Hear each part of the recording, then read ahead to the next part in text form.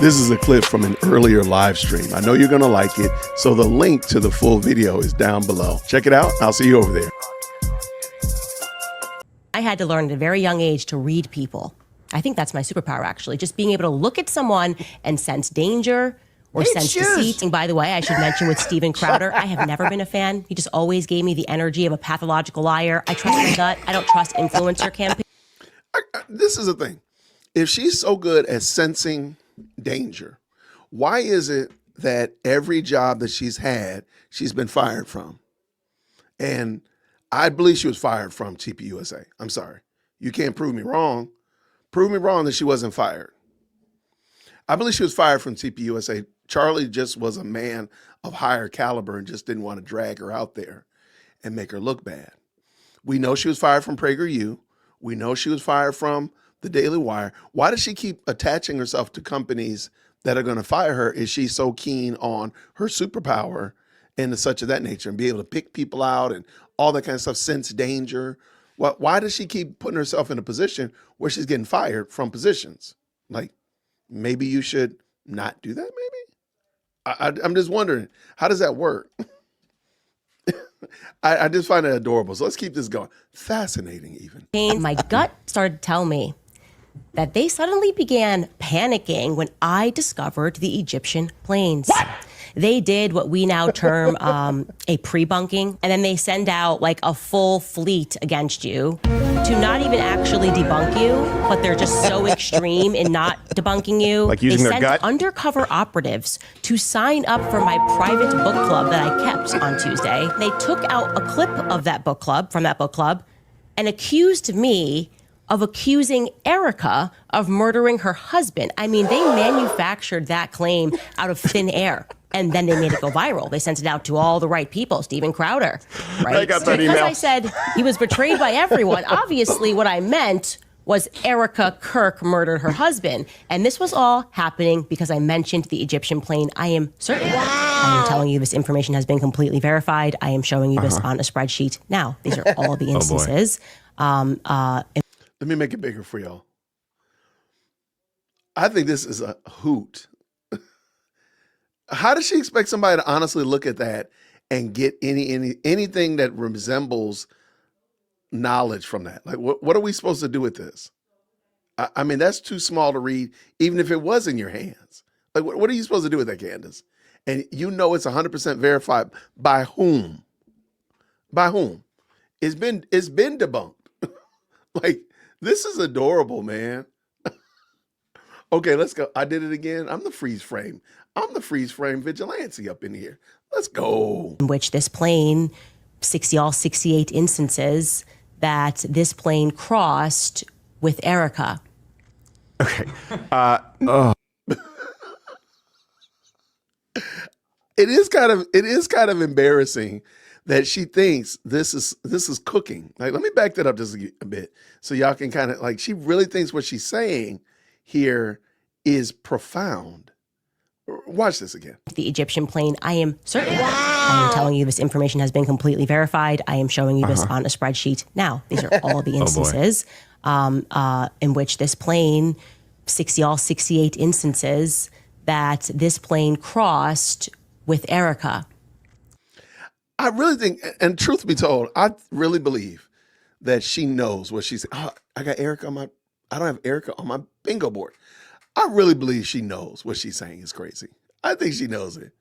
And she's just holding her breath. Are they going to believe this? Are they going to buy this? If you're our Candy in the chat, we try to be as welcoming to everybody here on the best live chat on the internet, because most people don't have, well, actually, I know nobody has access to the best live chat on the internet but us, because we're the best live chat on the internet. So if you're a Candy, I just want you to think about this. If you are a Candy, why does she play in your face like this? Why does she say these type of things that sound so crazy? And they sound crazy because just pretend like I said it, okay? I'm saying it. Just pretend like Donald Trump is saying it. Elon Musk, the most out-of-pocket person that wouldn't be saying that. Pretend that they're saying it. Would you believe it if they said it? I think it's fair to say, I wouldn't believe this if Donald Trump was saying this. I would not believe this if Joe Biden was saying this. If Kamala Harris was saying this, I would feel the exact same way as I do right now with Candace Owens saying it. This is crazy. This is a crazy word. It's crazy. But why do you believe this? That's my question to the Candies. As you come up here to the front of the church, why do y'all want to believe this?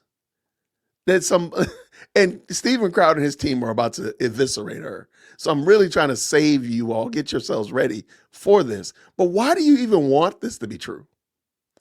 I mean, that's a real question. Why do you want it to be true?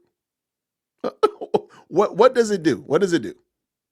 Let's say it is true. For what? Let's keep it going. Let's roll. Okay. The Egyptian plane. I can spend a lot of time. No, Wichita, Kansas, by the way, is listed no less than 8 times as a destination on that spreadsheet for the plane SUBTT. It's an Egyptian-owned Dassault Falcon 7X. And just so you know, Wichita is like one of those primary, it's like a global hub in certified FAA service centers. And Dassault has had Wichita State University, a partnership with them since 2015. And I said this before, and I bet you those were maintenance flights. I've said that before, and I bet you those are maintenance flights. And lo and behold, they're maintenance flights. State University, a partnership with them since 2015. And this, what she just showed you would be very much in line with basic service maintenance repairs. And of course, Candace, with the initial story, missed the time of the flight of departure from Provo by about 6 hours, confused coordinated universal time with Utah time. So none of this spreadsheet does zero to substantiate Erica's whereabouts. Nothing. It just would look like any routine service record, maintenance record at this point. I don't know if she And it says plus or minus 3 days. Yeah, plus or minus 3 days. For each one of those. Which is very broad to take part in an assassination plot. Like you show up, you're like. You do realize that plus or minus 3 days could effectively be a whole week. It could be a whole week. So today's Tuesday. So minus 3 days would have been Saturday. Wait, let me go back. Monday, Saturday. And then today's Tuesday. So plus 3 days would be Wednesday, Thursday, Friday. So yeah, that's almost a whole week's time. That's a big gap. That's a big gap. And she actually has it on her spreadsheet. It says plus or minus 3 days. So what would be the purpose of them being there 3 days before or 3 days after Erica was going to go to Pittsburgh, or 3 days before, 3 days after Erica was going to go to Utah? Like, what's the purpose of that? In a plane, though, a whole private jet. What? He's not at the grassy knoll? He was here 3 days ago. Well, yeah. Whenever I stalk somebody, I always make sure to arrive 3 days later and ask about where they were. It's give or take. We're going to kill him around noonish. She's crazy. Utah. She does have a point, though. Not only that, of course, I've been paid to call her the C word, but a point with the boulevards. What is with them giving people a holiday after they kill them? Why is that a thing? You know what I mean? They're like, oh, Martin Luther King, what about this holiday? What about this boulevard? Anyways, let me knock off. Like, they're going to give Charlie Kirk a boulevard. They already did. They did in Israel. They gave a freaking boulevard. It's like, as soon as they give you a boulevard and a holiday, they definitely killed you. She's too close to the target. She has a point when the government does a hit job and it's on the inside.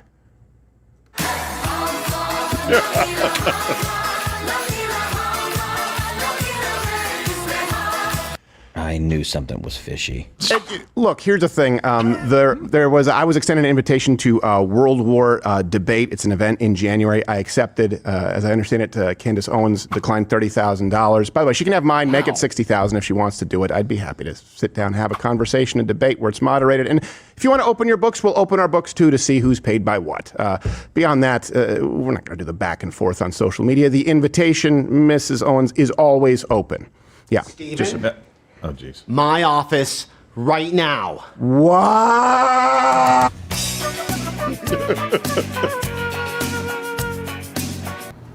swear, Sam, I'm in the middle of a show. Sam, I'm in the middle of a show.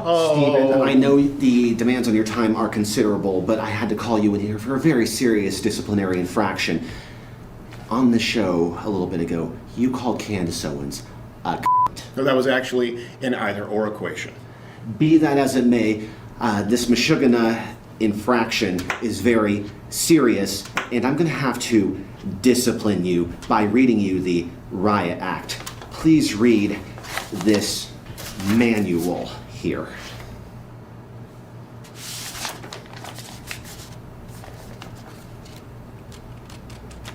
$7,000. Stephen, I hope that you read this fully and think about Got what it. you're doing.